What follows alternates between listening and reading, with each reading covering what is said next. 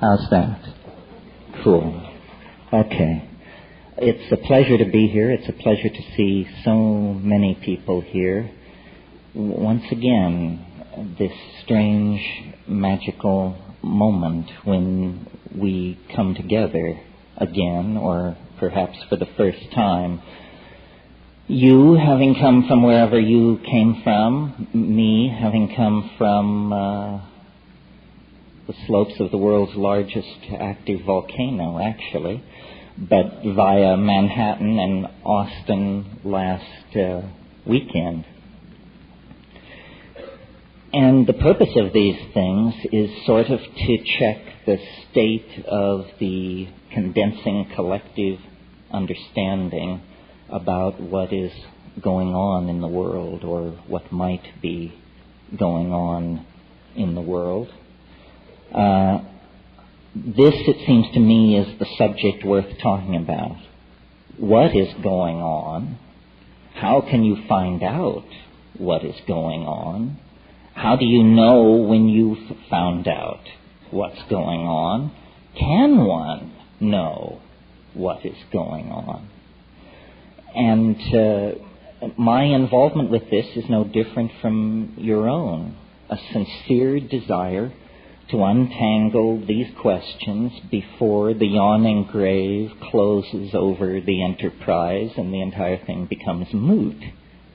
One has, a window of opportunity somewhere between zip and 100 to solve or understand or penetrate or appreciate or come to terms with the conundrum of being, this amazing circumstance in which we find ourselves, both individually and collectively. Collectively, we find ourselves, somewhere between the slime and the archangels, making our way perilously over the millennia, up the evolutionary ladder toward the Platonic light, or something like that. At least this is the myth of intellectuals of the high-tech industrial democracies evolved over the past 150 years. The triumphant ascent of organic life toward ever greater complexity. Individually, we each find ourselves born into a culture we had no share in designing, but that we will be expected to inhabit, inculcate, and in fact pass on to our own progeny. And so this is our circumstance, I think, individually and collectively. Thrown into being, Heidegger said. We didn't ask for it. Here it is. What are we to make of it? And obviously, if you toured the halls of this exhibition, we are to make much of it and money of it. These two principles seem to emerge. That there is much to be said, many ways to slice the pie, and the market economy is a very fertile domain in which to thrash this all out. You can sell your answers, you can trade your answers, you can upgrade your answers, you can subscribe, serialize, retrofit, export, import, and reinvent answers. Ultimately, I wonder how satisfying all this is. And I'm always amused at my own position in this situation. It's a great paean to the tolerance of the New Age that they keep inviting me back. I'm sort of like the crazy uncle, or, you hope for good behavior, but you understand that it's a gamble.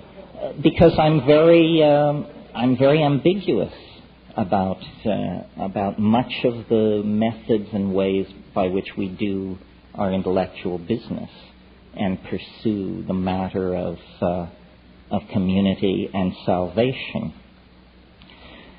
The intellectual tension that seems to work its way through this society almost like fat through meat is the tension between scientific reductionism and the deeply felt intuition of most people that there is a spiritual dimension or a hidden dimension or a transcendental dimension. And of course, downloaded into language, it becomes easily ridiculed. And downloaded into tasteless language, it should be ridiculed. But so when we try to formulate our spiritual intuitions, they are inevitably, I think, tainted by what we bring to it. And I was struck as I moved through the hall. It was almost like an exhibition of language types as much as an exhibition of products or possibilities. What were being sold were closed systems of jargon, which once opted into tended to produce answers in a short loop of possibilities. All closed systems of thought are like this. And to my mind, at what seems to me very elderly age of 50, and I know to some people in the room it does seem very elderly, and to others I seem a pup. But anyway, from this vantage point, it seems to me that all of these ideologies are cartoon-like. They flatten, they simplify, they betray, they amuse, which is also cartoon-like. And in amusing, I think that this is where their health-fulfilling and salutary worth lies. They are intended to provoke a small smile. That smile will lift you a little further up the ladder, the rungs of the ladder of being.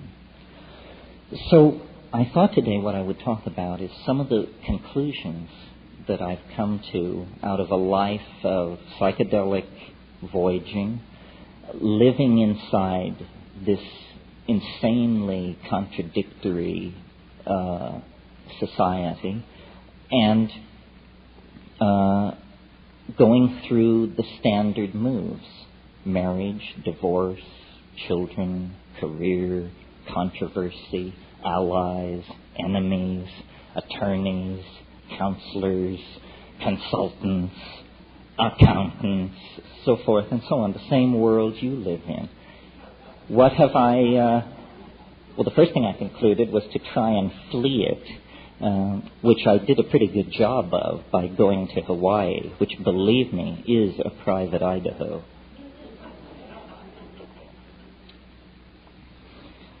But the conclusions that I've reached are not politically correct anywhere.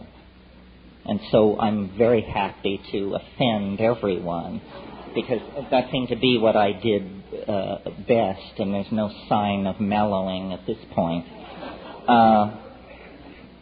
So the conclusion that I reach vis-a-vis the individual and civilization is this: culture is not our friend.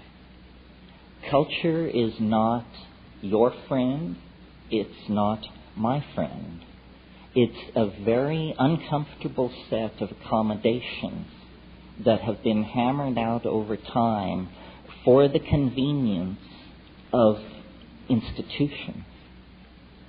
A young man gets his first dose of the news that culture is not his friend when told that he's going to be given an air ticket and some training and sent to an exotic country to kill its inhabitants in the name of some political ideal.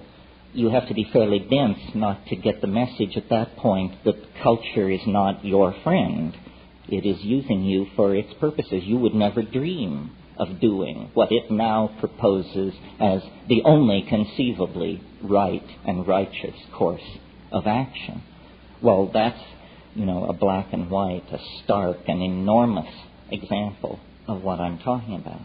But I think every day, in thousands of ways, we betray our impulses toward wholeness, toward community, toward freedom, toward the spirit by genuflecting to cultural values that are squirrely or toxic or simply wrong-headed or obsolete. Culture is not your friend. It's an illusion. What kind of an illusion is it? And this sort of leads on to the other thing I've come to. It's a childish illusion, is the kind of illusion it is. Recently I had a physical examination with my doctor, and after it was all over, he leaned back in his chair and he said, well, most people your age in the 19th century were dead. Yes, quite true. People live a great deal longer in the 20th century. And consequently, I think part of what drives alienation is it's like culture is like being taken in a crap game. If you play long enough, you will figure out that you're being screwed. And, of course, if you die shortly into the game, it never enters your mind. We are all, some of you may have seen the little saying that hangs behind bars in Minnesota, "We get too soon old and too late smart." Well, some of us are getting smart earlier and earlier. And what is seen through to them is the fact that culture victimizes, ideology victimizes. These things are all con games. Reality, culturally defined reality, is some kind of an intelligence test. And those who are joining are failing the test. This is very clear to me looking at phenomena like alien abduction and the great enthusiasm for conspiracy theory that now seems to attend so much modern thinking. Again, these are epistemological cartoons where low production values made acceptable through tolerance of TV is allowing people to accept material into their own story which should actually end up on the cutting room floor. Nothing is what it appears to be. Surely you've noticed that. That's A, right? A is nothing is what it appears to be. Well, therefore, complex, difficult, tricky, and mercurial things are even less likely to be what they claim to be than other forms of reality. So, confronted with the endless whispered rumors and doctored photographs and breathless testimony from the denizens of trailer courts and so forth and so on, what is one to make of all that? Well, I think the message is return to basics. The information matrix has become compromised. The data stream is now suspect. Return to first principles. What are first principles? That's what the 20th century is trying to figure out. Yes, what are first principles? I'd like to suggest to you that a place to begin is the body. You have one. It isn't ideologically defined. It can be ideologically defined. In Catholic school, the nuns used to tell us we should dress in darkness so we wouldn't be an occasion of sin to ourselves. That's an example of the body becoming ideologically defined. But it precedes culture. Culture has to deal with the fact that your eyes are on the front of your face and your anal pore is located near your genitals. Culture would probably rather have it some other way. It would be so convenient, but hey, it's a given. I'm so happy our rumps don't swell in estrus the way some of the other primates do. Can you imagine Giorgio Armani trying to create a line of fashion that comes to term with that? But I digress. So the body is a pre-cultural given. And coming with the body is this amazing thing which everyone wants to give away, throw away, get away from, called the felt moment of immediate experience. The felt moment of immediate experience. This is you, now, here, in your body, with the cheeseburger slowly dissolving, the cup of the caffeine, the bladder, all of these things, collisions, concrescences, the crossing of trajectories of mental process, digestive process, metabolism, intent, income, emotional state, the felt presence of immediate experience, lodged in the body-mind system in the moment. That's who you are. That's what they can't take away from you. Whether they drag you away to prison, beat you, drug you, whatever they do to you, you will still have some kind of felt presence of experience until you drift into the darkness of non-entity. So there then, one can begin to build outward from that core and say, aha, so the stuff of understanding is not information passed by culturally validated coding systems among the primates at high chatter rate. In other words, the truth is not in the public space or the historical space. The truth is in the felt space of the body in the moment. Well, so some great religions have gotten this far. And they, whatever they are, and there are many of them, come at last to advocate something called meditation, which has many guises and travels under many names and methods. But what it primarily is attention to attention. And what it primarily reveals in the ordinary metabolism is frankly, bloody little. Good meditators will tell you how incredibly boring it is. And the rhetoric of the religions that have made meditation the centerpiece of their ontology is a rhetoric of nihilism. I mean, this is, I should have said nihilism, because this is sort of the dirty little secret of Buddhist ontology. It isn't the cheerful new Buddhism being exported from California. It's the old-style Nagarjunian Buddhism that says, it is an emptiness within an emptiness, after an emptiness, before an emptiness. This is Nagarjuna on the nature of Bodhi mind. But interestingly, meditation, pursued not for years or lifetimes, but pursued as a cultural project over centuries, leads not to a clarifying of this philosophical emptiness, but to a discovery that the depths of nihilism, the depths of non-entity are in fact multifarious in their aspects. Not a plenum is what I'm grasping for.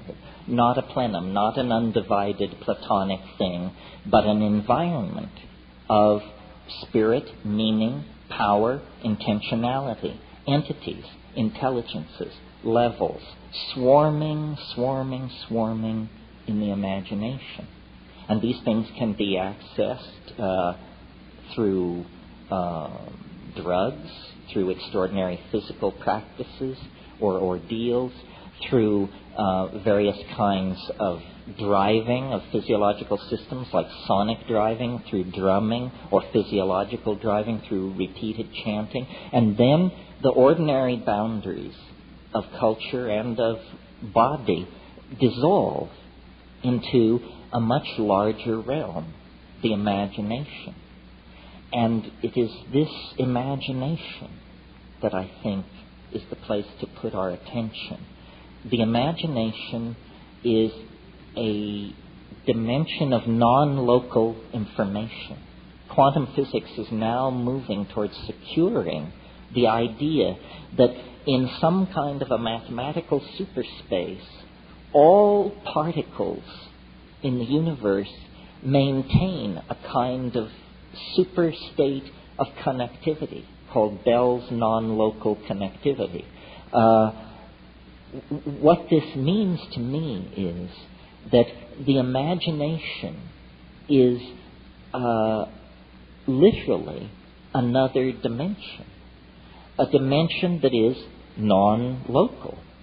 Now, the mind, the animal mind, the human mind, the Paleolithic mind, evolved as a master coordinator of sensory data coming into the body from the senses about the level of threat and danger in immediate three-dimensional space.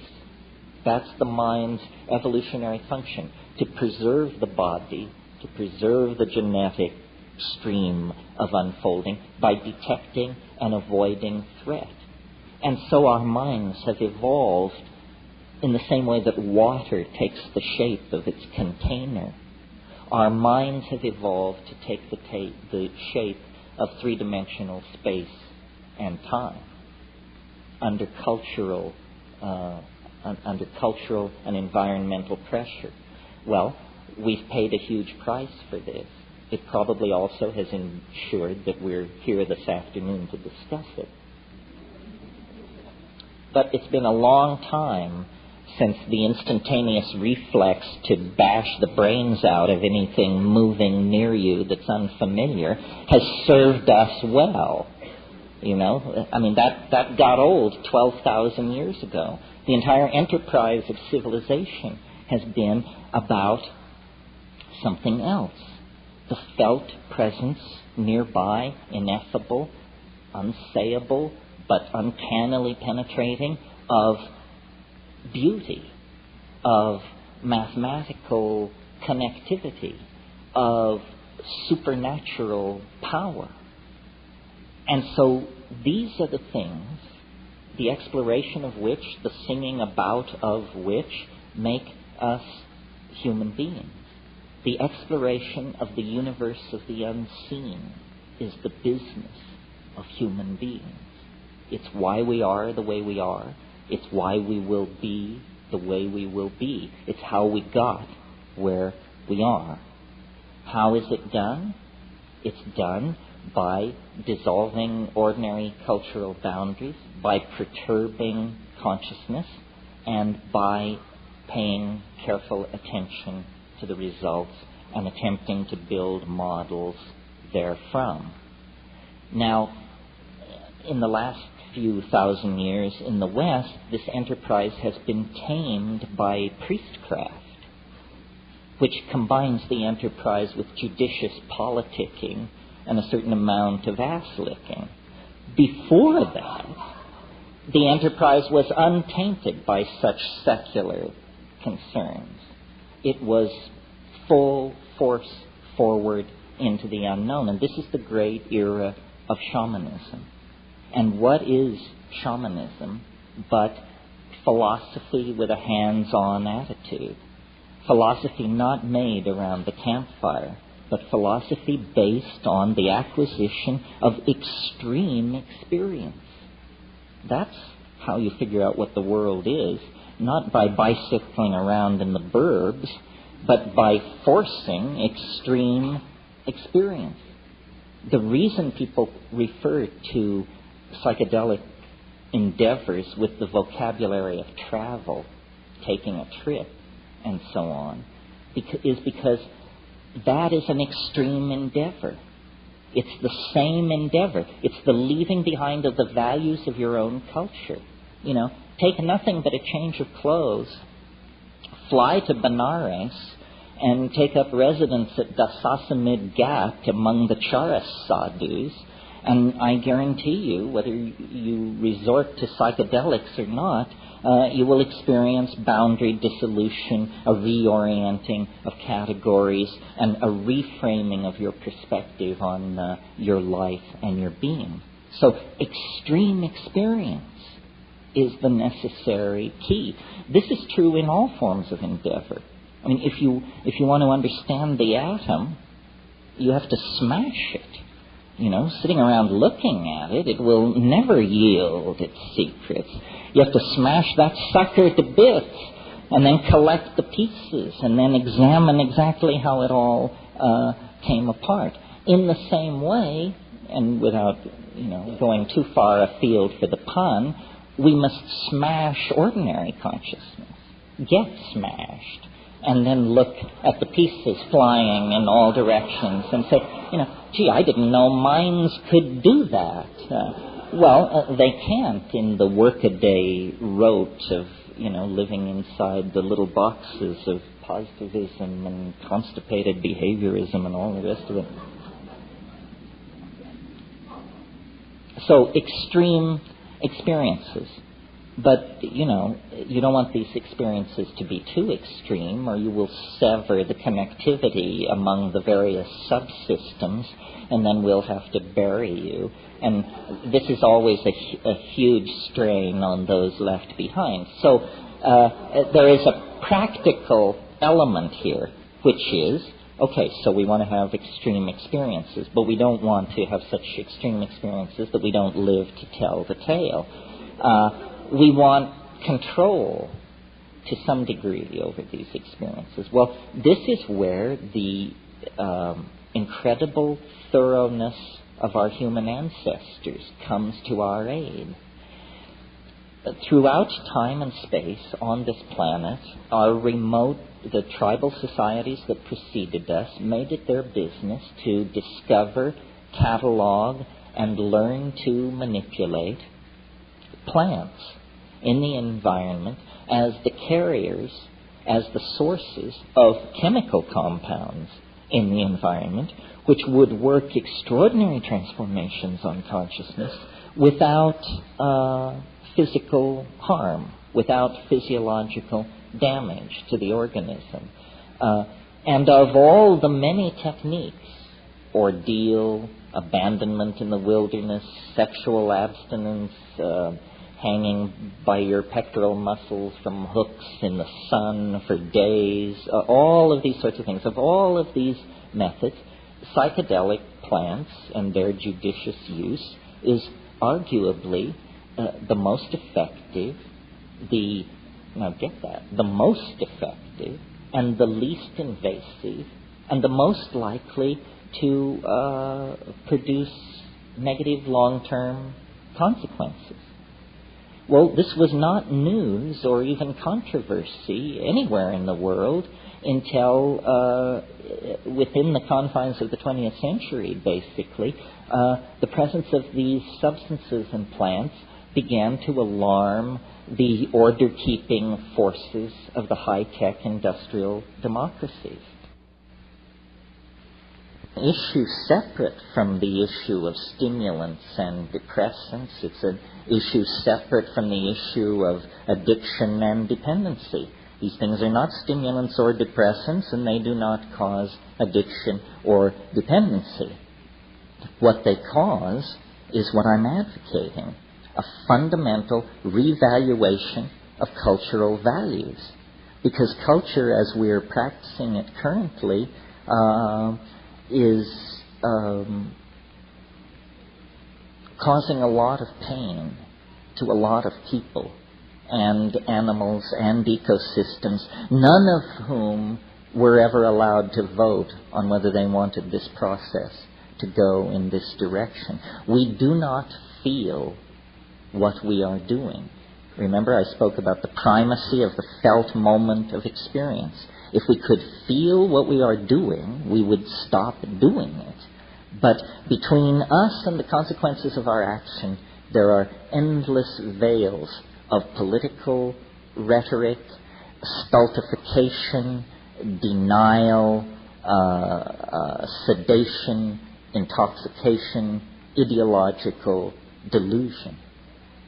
Now, normally, I think a rap like this tends to, if you have to pigeonhole it, to come down on the side of pessimism. But I am not pessimistic. I see everything as though it were integrated and connected, and there is an unfolding and a plottedness about our situation. It's not for nothing that at the very pinnacle of the age of faith in the machine and science and male dominance and projection of strategic weaponry and so forth and so on, that there should come from the gentler societies of the world, from the rainforests and high deserts of the world, the news of these plants. You know, the Western mind, the cataloging mind, the Cartesian mind, in its frenzy to locate, list, isolate, and define everything, carried these plants and substances over the past 150 years into the confines of our society, and they are much like Trojan horses, left there by the bedraggled, beat-down, disenfranchised, third-world shamanic people, to be found by the white-coated priests and priestesses of science, and to be brought back into the laboratory to be picked apart for their efficacy in treating addiction or overcoming neurotic behavior or something like that. But of course, the neurotic behavior that they impact upon is neurotic behavior so wide, so deep, so revered that it is in fact cultural values themselves. You see, what is happening, I think, is it's really bigger than psychedelics. It's bigger than human evolution. We are not making the waves in this ocean. We are corks riding the waves of the ocean. But we are privileged by perhaps chance alone to occupy a unique moment in the history of the universe. A moment when the universe goes through some kind of self-transforming, evolutionary, inflationary expansion. That's what's happening. I mean, it's been happening for a long time. It depends on where you pull back to get your perspective. One could say, looking at the universe in general, that this planet has been favored from the very beginning. That by 1 billion years ago, the discerning could tell that this was a planet going places. But certainly, by 500 million years ago, it was clear that this was a planet going places.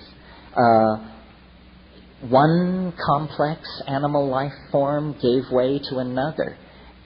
Catastrophes, yes, but never catastrophes so total that the enterprise was wiped out. We know that 65 million years ago, a catastrophe, an asteroid, a planetesimal impact occurred on this planet. Nothing larger than a chicken walked away from that on this planet. A bad day, you say.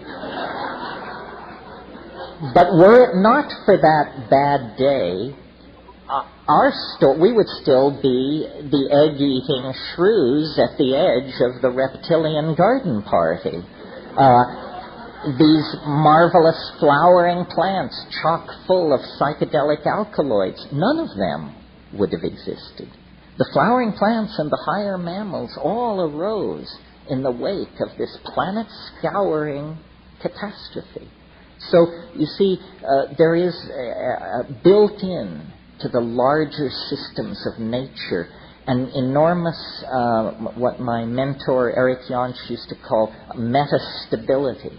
They are metastable. They are not easily deflected An event as large as a planetesimal impact basically only resets the evolutionary clock by a few million years, and then in almost overleaping itself to make up for lost time, out of all of that catastrophe come primates, animals of such complexity and coordinated sensoria that they are wonders to behold, and from them, and quickly, then come abilities never before seen in the world of organic organization. Freely commandable languages, spoken languages, symbolic activity for the first time. Well, at that point, even the academics believe human language is less than 40,000 years old. That means it's as artificial as the dirigible or the hypodermic needle. It's an invention of some sort within the confines of human history, or at the beginning of human history. Recall, in South Africa, we have fire pits and stone tools 2 million years old. Those are not Homo sapien tools, but they're the tools of Homo habilis, the preceding ancestor in the human line.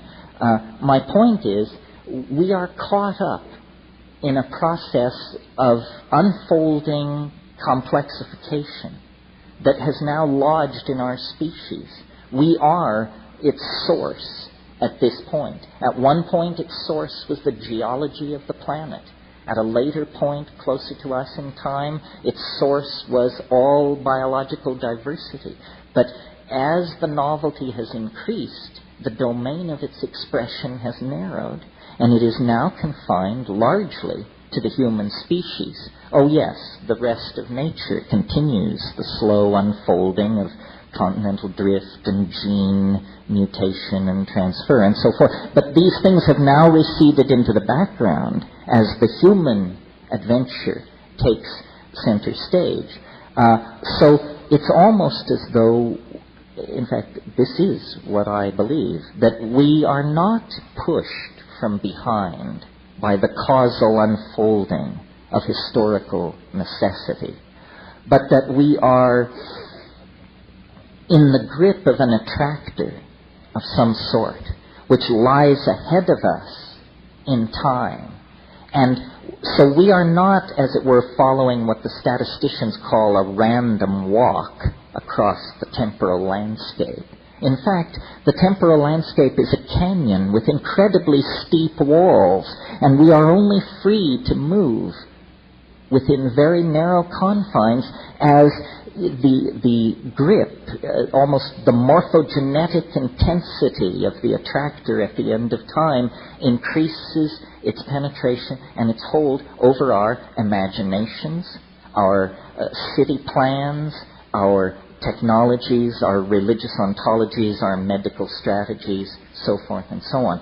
Something is revealing itself to us, through us, and as we get closer, the chatter of noise and static being given off of this thing increases exponentially because, McLuhan said once, he said, we move into the future like a person driving who uses only the rear view mirror. That's how we understand the future, by driving in the rear view mirror. All of our models of what lies ahead are based on inverted models of the past. And the one thing you can be certain of is that won't do it. Because we can see a person standing in 1900 using that method would have been wrong about the late 1990s.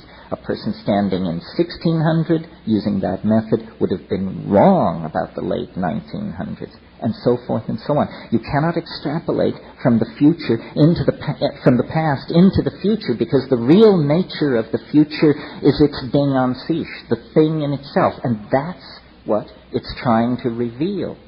And so the whisperings that reach the ears of the channelers, the visions that come through the hands of painters, sculptors, choreographers, musicians, all of the felt presence of the invisible world is now incredibly pregnant with this message of transformation. And the challenge for each of us is to streamline our language sufficiently that we may mirror this thing in a way that is both true to it and rationally apprehendable to ourselves. And this is a fractal boundary. This is a test of intelligence, because the thing in itself cannot be rationally beheld. You know, the enzymologist J.B.S. Haldane once said, he said, the world is not only stranger than we suppose, it's stranger than we can suppose. That to me is a dizzying thought, and obviously true. So what we want is a model true to the stranger than we can suppose, but not so alien that there is no emotional or spiritual support in it for the enterprise of being human. How do we do that? How do we inculcate the unspeakable mystery of the transcendental object at the end of time with the mundane nexus of real occasions that happens to be our own existence? Well, to my mind, the answer is it lies in the ability to assimilate paradox. And that means you have to transcend the idea of a closed logical system. You have to live with the idea that there is no intellectual closure. This is, in fact, the door marked freedom. But you've been taught that it's the door marked madness. To live in the light of paradox. Things cannot be, we are taught, both A and B simultaneously. This is Aristotelian logic. A is A. This is as old as thought in the West. But it has to be overcome. And in the felt presence of the moment of immediate experience, it is overcome. The mystery does not lie far. It lies in the immediate moment, in the act, the fact of being. The only time we really confront this is in the psychedelic experience or other moments of extreme epiphany. The model that I have come to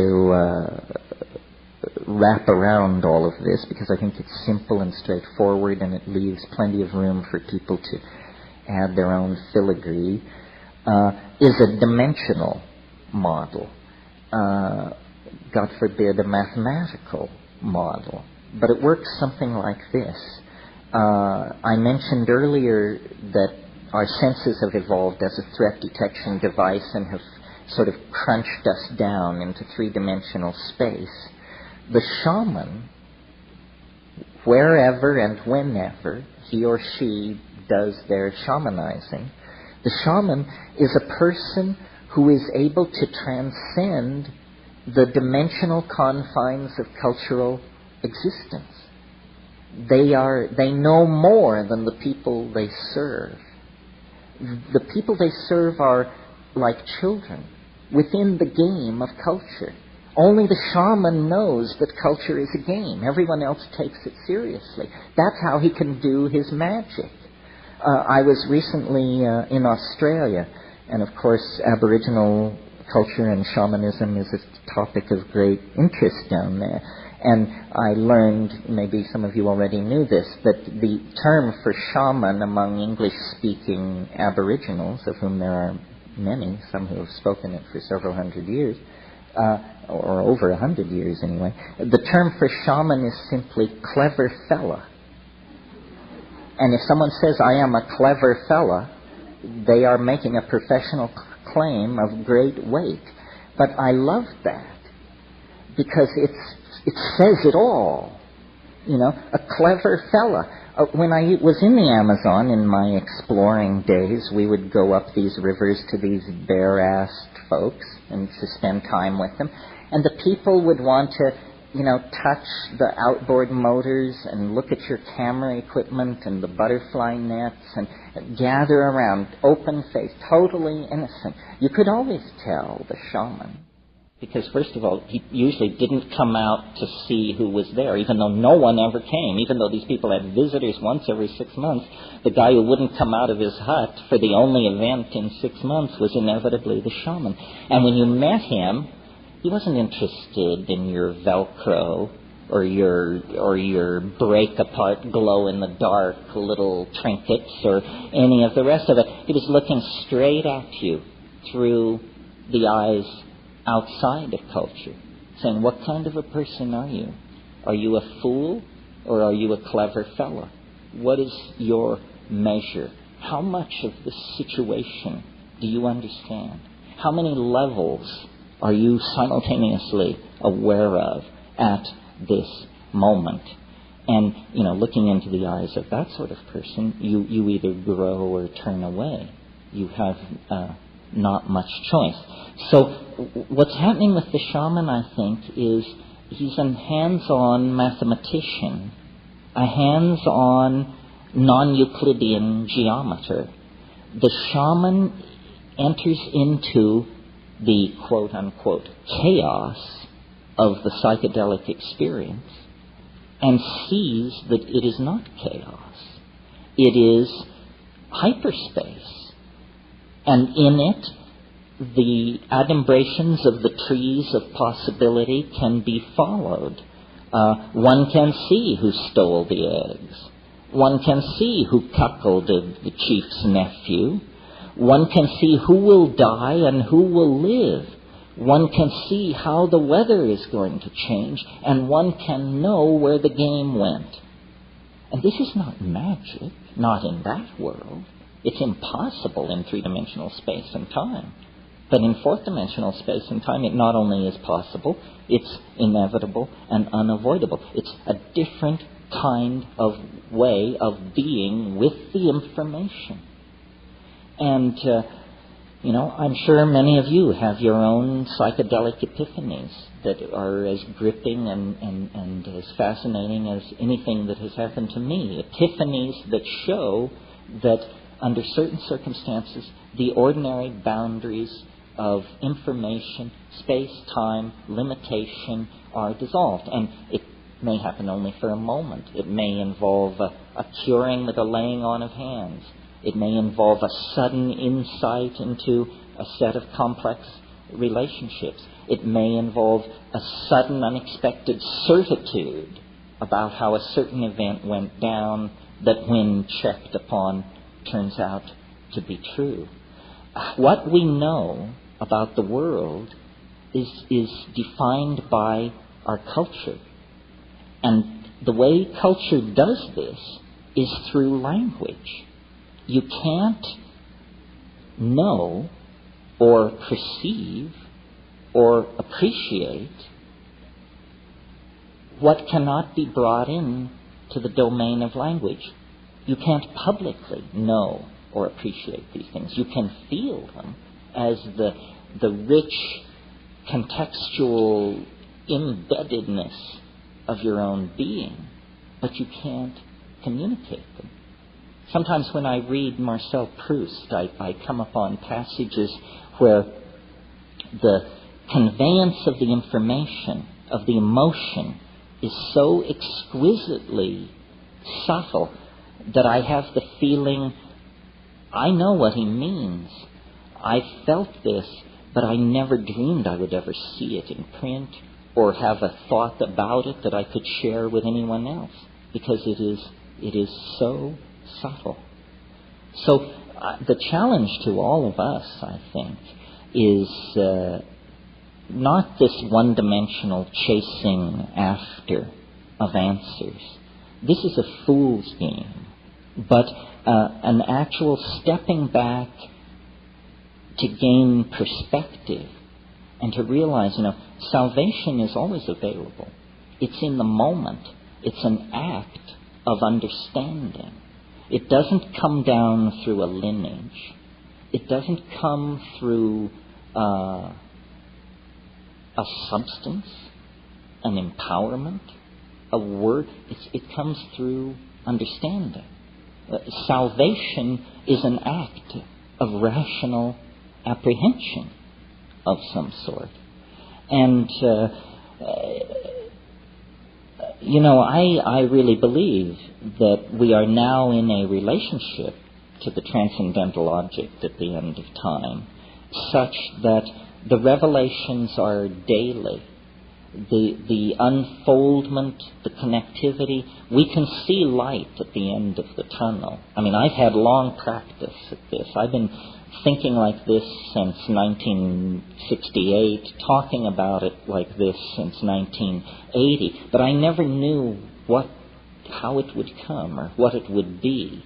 In the last few years, with the rise of a technological, a cultural artifact like the Internet, I now see how it will make its way into the world. We are building the nervous system of the human oversoul. We are individual units operating under social rules that are pushing us ever closer toward dissolving our societies, human groups run by rules, into telepathic collectivities of some sort. I mean, the chaos of the Internet is chaos only to the constipated order freaks of the Hobbesian sociological machine. It makes them uncomfortable because they can't find the head, they can't find the hierarchy. But it's head and hierarchy that have distorted and made human institutions so abrasive and uncomfortable for the people who inhabit them. So I really believe there is no contradiction between technology and the spirit. There is no contradiction between the search for intellectual integration and understanding and the psychedelic experience. There is no contradiction between ultra-advanced hyperspatial cyberculture and Paleolithic archaic culture. We have come to the end of our sojourn in matter. We have come to the end of our separateness. This is all very scary. None of us know what it means, but the forces that have been called into being are now beyond the control of any institution or any strategic planning committee or any banking committee. These things have a life of their own. There is a morphological unfoldment occurring on this planet. It is bringing forth some entirely new order of being. We are a privileged part of this. Individually, our hope is to understand and participate in the epiphany. There is no blame. Nothing is off-kilter or wrong or unnatural or artificial. No principle has been betrayed. This is how it is supposed to be. But as it picks up speed, it's going to become more and more frightening as most metaphors fail. And this is why the rise of cults, and why the grasping at ontological straws, and why the whisperings from various corners of the universe have grown to a roar, because we are uncertain. We are not sure. But I think you become sure by connecting to the source. And then what you become for other people is a source of reassurance. The perfect metaphor for understanding this situation is a birth. If you had never seen a birth, and you were rushing about your daily business and suddenly came around a corner and this was happening, as, for example, could happen to you in India or in Africa somewhere, and here you confronted human birth, if you had not been prepared for that moment, you would have a real emotional thing on your hands. It looks like a medical emergency. Blood is being shed, organs are being stretched, there's pleading and groaning and moaning. You have to have your chops very together to look at this situation and say, how wonderful, new life. coming into the world as it has always come into the world. Now, a birth can be simple and easy, or it can be prolonged and tormented. It can be an occasion for joy, or it can end in catastrophe. The key is preparation, understanding, awareness, and a desire to meet the experience in all of its fullness. The birth is coming. The birth is coming. And what it does to the social systems we've put in place, the groaning ecologies that are taking the weight of our billions, what it does to the atmosphere, what it does to the economies upon which you and I depend, this all depends on how educated and enlightened each one of us can make ourselves as the thing moves toward completion. And it's no time for foolishness, and it's no time for rumor mongering, and it's no time for throwing away your epistemological razors and indulging in the spreading of unlikelihoods. It's time to actually pull together. The plants are the pipeline into the Gaian intention. It's just not a coincidence that these plants carry this immense spiritual message. They are the pipeline of Gaian intentionality. We were not out of balance for millions of years, or hundreds of thousands of years of intellectual existence, in which we had humor and song and ribaldry and poetry and horsing around and art and theater. We were not out of balance because our religion involved the dissolving of our cultural values once a week or once a month back into the mysterious mama matrix of primordial being. Once we cut that off, once we began to make it up, or to listen to the most shrill among us make it up, we were lost. That's what we're returning to. Our story is the story of the prodigal son. We left the family farm, the balance, the domesticity, and we made a shaman's journey deep into the heart of matter and of energy, of space and time. We return with gifts, with understandings no shaman before ever had. Quantum physics, fractal mathematics, astrophysics, cosmology, the knowledge of DNA. This is real knowledge, and we shed real blood to obtain it. Now it can be given meaning by being brought under the umbrella of authentic, archaic, human values informed by relationships with psychedelic plants. This is the comfortable future, the hopeful future that lies ahead. To the degree that people turn their back on this, they're going to have a rough time explaining to themselves and their children just what exactly is happening at the end of the 20th century. Okay, that's my rap. Now I want to hear from you.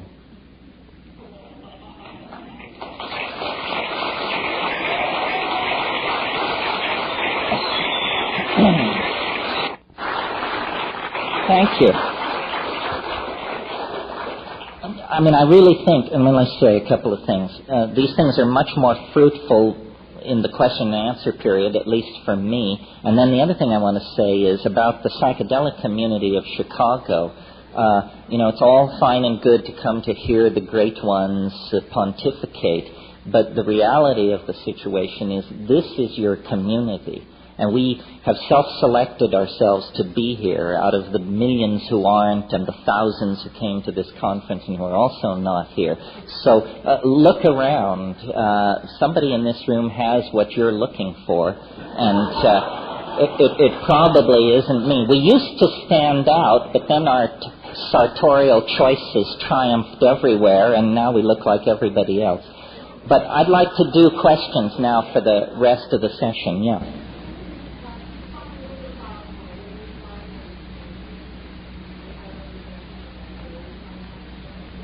Yeah, I stay away. I stay away from talking about my own mathematical theories because the word mathematics is guaranteed to clear a hall in most situations.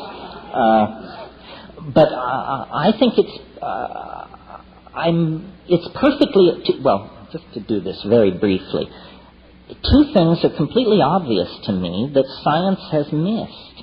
And you're smart people, check it out. Isn't this true?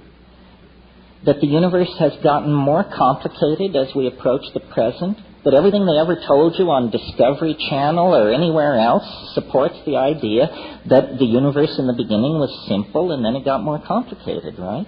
So that's a truth that reaches notice across biology, geology, astrophysics. It's a cross-disciplinary truth of great power. Well, then here's a second truth related to the first. This movement into complexity from the remote past to the present is occurring faster and faster and faster. And that's where we come into the picture. You see, we are animals, but we are animals plus. Animals plus language, plus technology, plus religion, plus analytical analysis, so forth and so on. We represent some kind of an experiment in a deepening of complexity. And historical change occurs at orders of magnitude faster than biological change. And very recently, pick a number, 100 years ago, 50 years ago, something like that, it seems like we entered into an even deeper involution of the spiral. Well, you don't have to be a rocket scientist to figure out that the spiral closure that's moving faster and faster is now moving so fast that its culmination can be imagined to occur within a human lifetime. And I think that that's true. I think we are the last generation of proto-human beings, and that beyond us lies something very hard to imagine. The human-machine symbiote, something which is going to spring, not from our loins, but as Zeus's daughter sprang, in a sense, from his forehead. And it's not simply a new species, it's a new order of being. It's as dramatic a break with the earlier orders of natural organization as the eukaryotes were from the prokaryotes and the land animals were from the sea.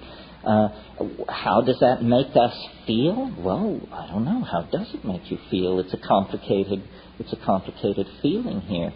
In Silicon Valley, there are people every day who go to work with the phrase in their mind, the great work. And what is the great work? The great work is the handing on of human civilization to a species intelligent enough to appreciate the enterprise. And, it will be a symbiote, we hope. It will be an AI for sure. It's here. It's here. I mean, it depends on how much you understand and who you know and which technologies you follow. We're all coming to terms with it at different levels. But in a sense, the only thing left is the collective realization occurring individual by individual that, in fact, history has ended. This is, not only the postmodern dispensation, it's the post-historical dispensation. What happens next? Well, that's the adventure we prayed for and claimed we wanted. So it is upon us. Yeah. In the back.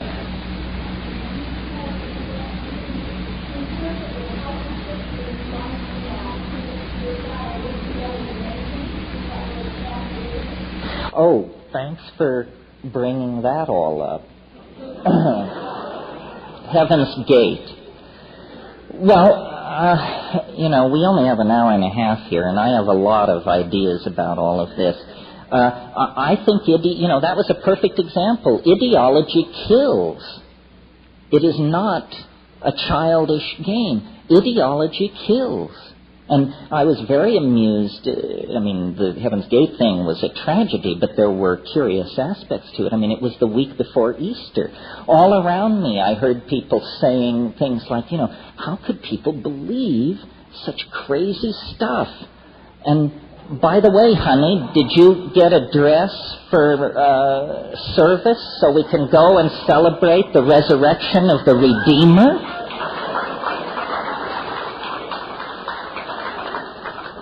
And you just wonder, whose ox is getting gored here? Because something is absolutely nuts, but 400 million people believe it, that makes it okay. But if 20 people believe something nuts, that's a cult. I have all of this gives me the creeps. I have an absolute horror of belief systems and cults, and I've never met a guru I really liked. I've never met one I've trusted. Alice Roosevelt Longworth, Teddy Roosevelt, some relative, I don't know. Anyway, she used to say at these White House dinners that they would give in the Roosevelt administration, she said, "If you have nothing good to say about anyone, sit by me." And I'm sort of in that position. Being on the celeb circuit and so forth, I have a chance to sort of be behind the scenes. And since I wasn't appointed, or nobody ever came to me, or I feel free to report to you because I identify with you. I don't identify with them. I identify with you. And I'm telling you, keep one hand on your wallet and the other hand over your anal pore. This is the way to approach all of this. Belief is hideous. It's also completely unnecessary. Ideology. Imagine a monkey walking around with the idea that he or she possesses certain truth. I mean, you have to lack a sense of humor to not see the absurdity of that. If you met a termite who told you he was on a quest for certain truth, a small smile would tug at your lips, I hope. Do you believe for a moment that we are different from that termite? I think not. I think not. We understand what we can understand. We build models. To do this without realizing the tentative nature of the enterprise is just damn foolishness. Here, my brother put it very well one time. He said, "Have you ever noticed that as we build the fire of understanding brighter, the greater the volume of darkness that is revealed?" Or here, I'll put it for you in a geometric model. As the sphere of understanding expands, the surface area of ignorance necessarily grows ever larger. How could it be otherwise? Well, so then get a grip, All of these things are candles lit against the darkness. But that's why I say the thing to keep coming back to is the felt presence of immediate experience. Not how do I feel as a feminist or a Marxist or a devotee of Hieronymus Bosch or whatever. How do I feel? Period. Not through the filter of ideology. As I look back through history, as you look back through history, very few ideologies last very long without going sour or becoming toxic. So why should we assume, as all those naive societies in the past assumed, that we are, have 95% of the truth and the other 5% will be delivered by our best people in the next 3 years? Fools have always believed that. But the smart money knows we ain't even close. You cannot today explain how I can think to myself, make a fist, and make a fist. What you're seeing is mind over matter. I say make a fist. I make a fist. This is the defeat of science, behaviorism, causal theory. It's defeated by something as simple as that. So get into the mysteries of the body, the felt presence of the moment. Somebody else here. Oh, I don't know. Yeah. You advocate meditation really organization. But you don't psychedelic as meditation giving one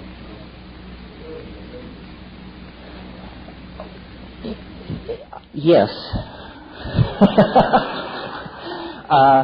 I must say, usually my daily meditations are accompanied by cannabis, which I don't consider high-pressure psychedelic, but it certainly makes meditation more tolerable. But you raise an interesting question, which is, what is the preparation for the psychedelic experience? Meditation is a good one. Engagement with these problems is a good one. I mean, think about what you want to do. Have clarity of intent. The way I do psychedelics is quite infrequently at high doses on an empty stomach in silent darkness. And then, and I add this is how I do it, but everything up to there I've advocated, the final thing is alone. And that's a biggie for people. But to me, that's the sine qua non, because if you don't go alone, you know who you take with you? Everybody. Because the other person represents the cultural system, inevitably. I mean, I'm not saying you should never take psychedelics with people you love and respect, and children and loved ones and parents and all that. But the deep, deep work, Plotinus called it the flight of the alone to the alone. The deep, deep work has to be done alone. Because, dig it, the last dance, you will dance alone. And I see this pretty much in Buddhist terms, in that I really believe at death there is some kind of a landscape to be traversed, some kind of a process to be gone through, and that it is critical not to fuck up at that point. I mean, they all insist on this, right? Whatever it is. So the psychedelic seemed to me to show the way into the bardo. I once turned on to DMT a very, very holy Tibetan man, not one of these Budweiser lamas, but the real McCoy. He didn't have a growth center or a patron, but he smoked the DMT and he came back and he said, those are the lesser lights. He said, you cannot go further than that and return. And I believe him. I absolutely believe him. I think they've seen the territory. So there is something about, and I made the analogy earlier to the collective birth. Be prepared. And these psychedelics are searchlights out into the great unknown. People who, people talk about recreational drugs and all that. I regret that I have to be involved with all of that. I take drugs very seriously. Not that I've never done a subdose and gone to a rave or something like that, but I didn't do it with the illusion that this was spiritual work. I did it to dance or to have fun with my friends. But the remarkable thing about the psychedelics is how safe they are at levels no human being can stand, I mean, we know the LD50 of psilocybin. It's hundreds of milligrams per kilogram. Nobody's ever taken more than 40 or 50 milligrams, because beyond that, the human cognitive machinery can't process the data. I mean, it is literally beyond languaging. I have a friend who every time he takes psilocybin, he says he tries to stand more. And I know exactly what he means. I've had conversations with that entity in there where you say to it, okay, the dancing mice, all this, it's very nice. We're feeling pretty comfortable here. Show me what you are for yourself. Show me what you really are. Well, immediately the temperature drops. Black draperies begin to lift, and there's an organ tone straight out of the Bach B minor Mass that shakes the room, and after about 30 seconds of this, you just say, enough already of what you really are for yourself, because you realize it will fulfill the request. It can lift a veil on vistas of reality that, like some hero in an H.P. Lovecraft tale, you will just be left gibbering for the rest of your life in a very small cell, because there are truths out there that the termite mind of man, I think, is not ready to handle. The reason this whole non-local thing works the way it does is because we resonate with what is familiar. In other words, the universe is full of things no human mind can cognize or apprehend. But because we cannot cognize or apprehend these things, we do not even notice them. They are, as it were, in the background. What's in the foreground is everything at least familiar enough that we can relate to it as strange. You know, the problem is not to encounter the alien, but to have enough sense to know when it's looking at you. Because it ain't going to be like you think it is. That's the one thing you can take to the bank. Yeah, back there. Mm-hmm.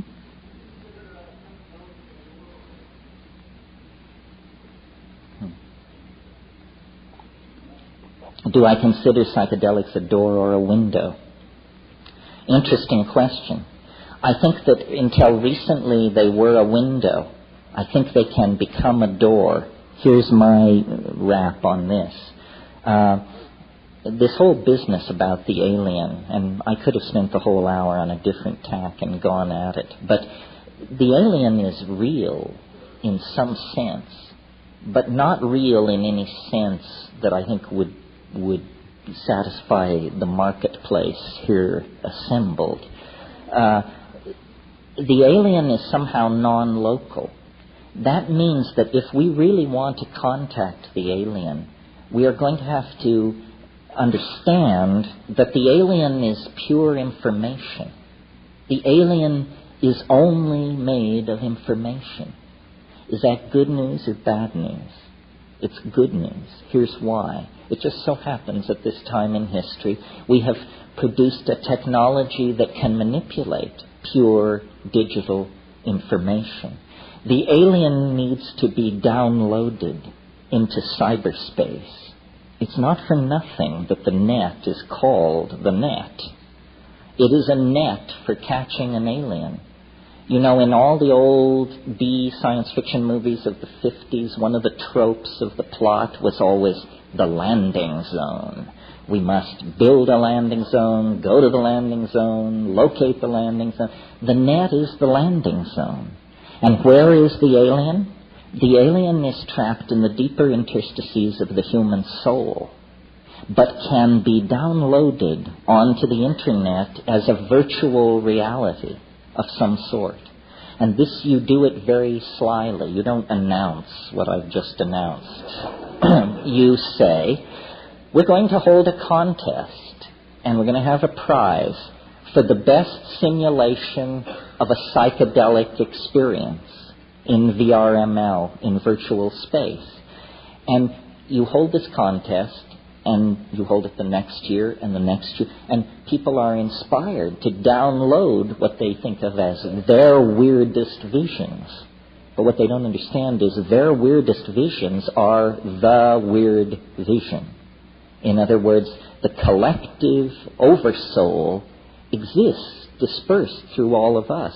And if we as a collective project seek to model it, to animate it, to produce a reasonable simulacrum of it in virtual reality, it will come to be. We will summon it out of ourselves. And I think at a certain point we will understand the nature of the enterprise. The alchemists dreamed of something like this.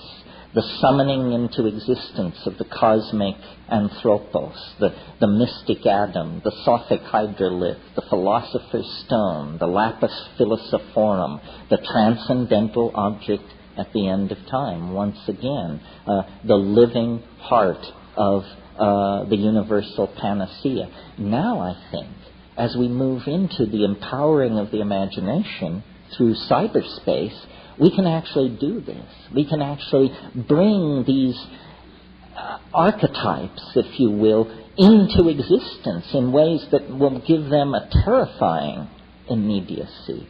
I mean, I have visited virtual realities of low definition slapped together in fairly short order, and it shows me what you could achieve if many people lovingly crafted and tooled these things. We would discover that we can communicate to each other. The Niagaras of epiphanous beauty that pour through us when we smoke DMT, take psilocybin, or something like that. So, in answer to the gentleman's question, psychedelics were a window until the advent of virtual reality and the internet and the new information technologies, and they, melded to psychedelic intent, opened the possibility of opening that window and stepping through it into, the most beautiful dreams human beings have ever dreamed. Yeah.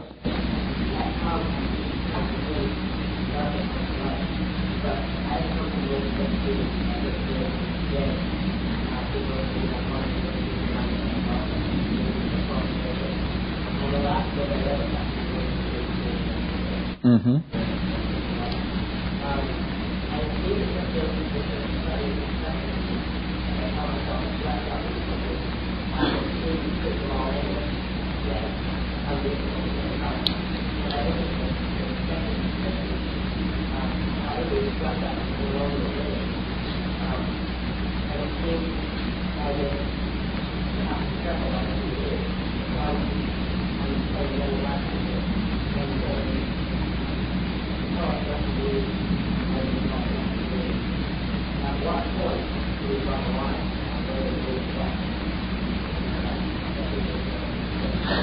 Yeah. Well, this is a topic late in the game for this workshop. But people in all times and places have asked this question, is, okay, if we reduce it all down to nothing, then how do we build it back?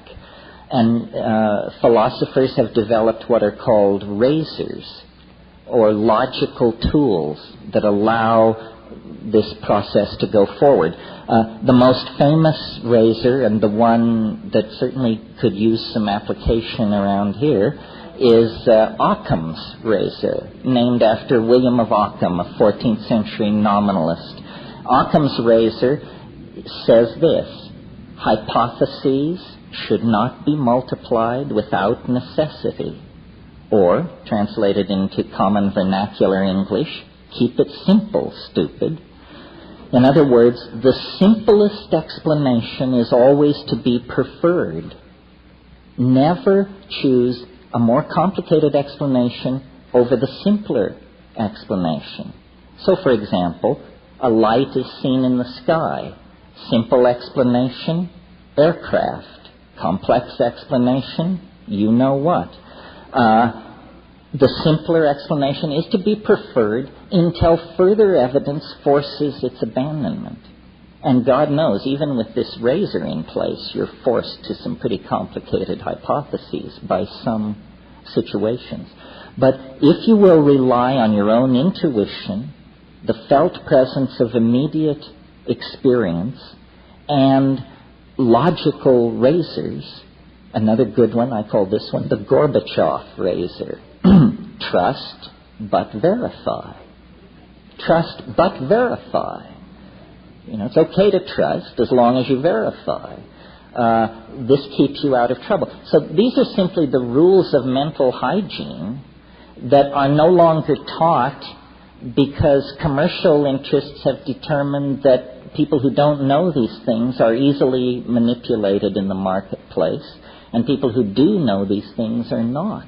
It's horrifying to realize that whether you can think straight or not is a decision being made for you by the Fortune 500 corporations.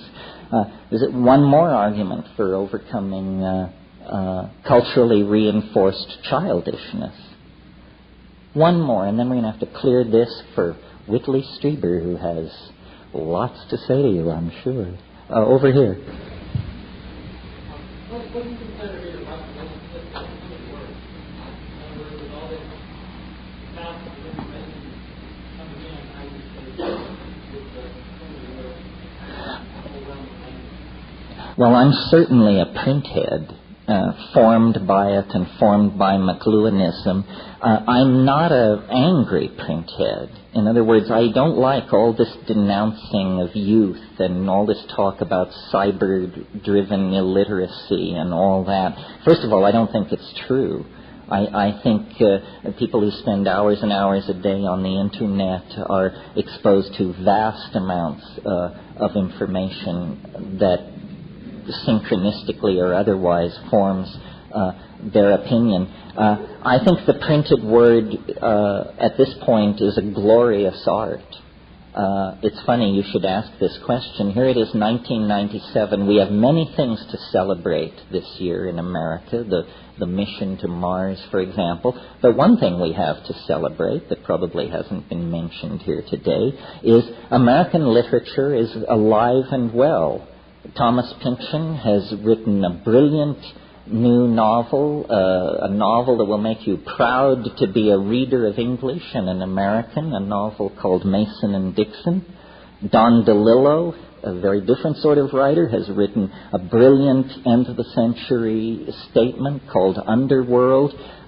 American art and letters is very healthy. And actually that leads me to the final thought that I want to leave you with, which is the way to react to all of this stuff is not to believe or to denounce or to... The way to relate to what is happening to us is to produce art. Put the art pedal to the floor. If you paint, if you sculpt, if you write poetry, if you dance, if you declaim, whatever you do, that is the oversoul trying to come through. We are never closer to the quintessence of the human collectivity than when we produce art. These are the larger semiotic messages that are seeking to pass between us. And no one who creates art fully understands their own art. But if they create it out of honesty and from close to the bone, it can't fail to elevate. We don't have to understand what is happening to us to affirm our humanness and to contribute to the future that is unfolding.